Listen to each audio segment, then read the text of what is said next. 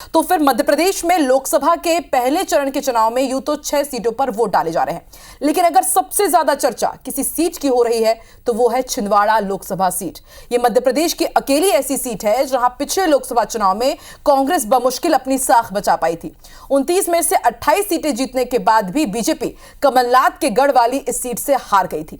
BJP ने इस बार इस सीट पर अपनी पूरी ताकत झोंक दी है। दूसरी ओर कांग्रेस भी अपना दावा छोड़ने को तैयार नहीं। देखिए रिपोर्ट।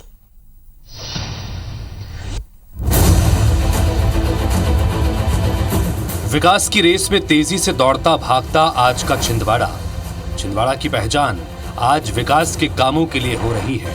तो इस सीट पर नाथ परिवार की चर्चा भी सबसे ज्यादा होती है। कभी कमलनाथ इस सीट का प्रतिनिधित्व करते थे, तो आज उनके बेटे नकुलनाथ अपने सियासी भविष्य को आकार इसी सीट से दे रहे हैं। इस बार लोकसभा के चुनाव में मध्य प्रदेश की छिंदवाड़ा सबसे हॉट सीट बन गई है। दरअसल बीजेपी ने इसे नाक का सवाल बना लिया है। बात अगर इस सीट से सियासी समीकरणों की करें तो कांग्रेस ने यहां से एक बार फिर नकुलनाथ को प्रत्याशी बनाया है, तो बीजेपी ने लगातार 2 चुनावों में कमलनाथ को चुनौती देने वाले विवेक बंटी साहू पर दांव खेला है। साल 1951 में अस्तित्व में आई छिंदवाड़ा सीट कांग्रेस का गढ़ है। 1971 से 2019 तक के 14 लोकसभा चुनाव में से 13 बार यहां से कांग्रेस जीती, जबकि 1980 से लेकर 2019 तक तो यहां सिर्फ नाथ परिवार का ही दबदबा रहा।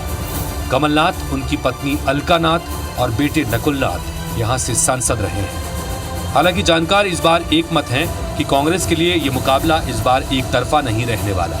नकुलनाथ 2019 में यहां से सांसद जरूर बने, लेकिन उनकी जीत का अंतर महज 37,536 मतों का रहा था।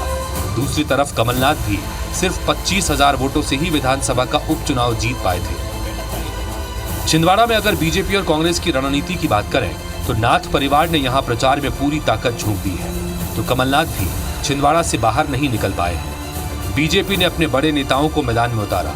आचार संहिता लगने के बाद मुख्यमंत्री डॉक्टर मोहन यादव से लेकर पूर्व सीएम शिवराज और गृह मंत्री अमित शाह भी यहां दौरे कर चुके हैं। वहीं बीजेपी ने चुनाव प्रबंधन में माहिर कैलाश विजयवर्गीय को छिंदवाड़ा का प्रभारी बनाया है। वो बीजेपी प्रत्याशी विवेक बंटी साहू की जीत के लिए एड़ी चोटी का जोर लगा रहे हैं। दूसरी तरफ छिंदवाड़ा में कमलनाथ के कई साथी बीजेपी में शामिल हो चुके हैं। इसमें एक बड़ा नाम अमरवाड़ा विधायक कमलेश शाह का भी है, जो हर्रई के राजा कहलाते हैं और आदिवासियों के बीच उनकी अपनी साख है। कमलेश शाह के बीजेपी में जाने से आदिवासी वोटर्स के बंटने की संभावना है। नाथ परिवार आपातकाल और 2019 की प्रचंड मोदी लहर में भी अपनी सीट बचाने में कामयाब रहा था। विधानसभा चुनाव में भी बीजेपी कमलनाथ के दुर्ग को नहीं भेद पाई। हालांकि मध्य प्रदेश में लोकसभा चुनाव का इतिहास बताता है कि बीजेपी अपने प्रदर्शन में लगातार सुधार कर रही है।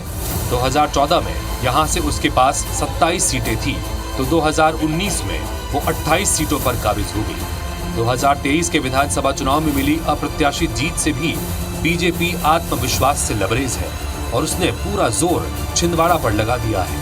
ऐसे में जनता मोदी की गारंटी पर विश्वास करती है या अपने विकास पुरुष नाथ परिवार का साथ देती है, ये देखना दिलचस्प होगा। Election desk, IBC 24।